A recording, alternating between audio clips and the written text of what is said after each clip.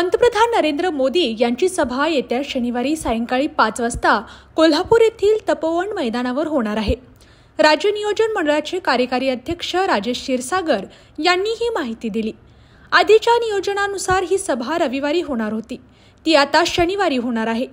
कोल्हापूर आणि हातकणंगले लोकसभा मतदारसंघातील उमेदवार अनुक्रमे संजय मंडलिक आणि धैर्यशील माने यांच्या प्रचारार्थ ही सभा घेण्यात येणार असून मुख्यमंत्री एकनाथ शिंदे, उपमुख्यमंत्री देवेंद्र फडणवीस, उपमुख्यमंत्री अजित पवार यांच्यासह मंत्री आणि जिल्ह्यातील महायुतीचे नेते यावेळी उपस्थित राहणार आहेत।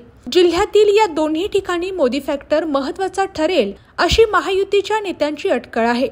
त्यानुसार त्यांच्या सभेसाठी प्रयत्न सुरू होते, परंतु ही सभा कराड साताऱ्याच्या सीमेवर घेतली जाईल असे सुरुवातीला सांगण्यात आले। परंतु आता नव्या नियोजनानुसार कोल्हापूर शहरातच ही सभा होणार असून याचे नियोजन सुरू करण्यात आले आहे।